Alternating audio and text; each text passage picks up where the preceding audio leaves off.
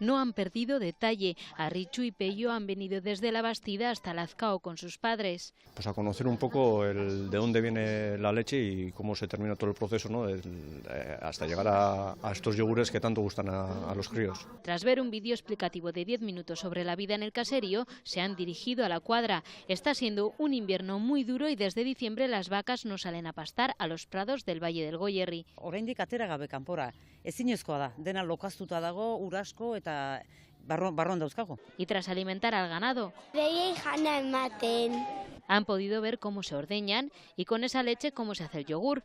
Y lo mejor de todo, lo han podido probar. Marrubizkoa, naturala. Han pasado la mañana en el caserío. Para los padres, un plan inmejorable para los días lluviosos y fríos como el de hoy. Antes que quedarte en casa y enfadarte con los críos, pues mejor vienes aquí y nada, ves cómo lo hacen y tal, que está muy bien. Y es que año tras año son más las familias que se interesan por conocer la vida en el caserío. La cercanía con el caserío se está perdiendo, entonces la gente se interesa mucho más ya en ver cómo vivimos, porque el caserío todavía está vivo. El próximo fin de semana organizarán otra visita guiada, será el domingo a las 11 de la mañana y la visita durará 2 horas.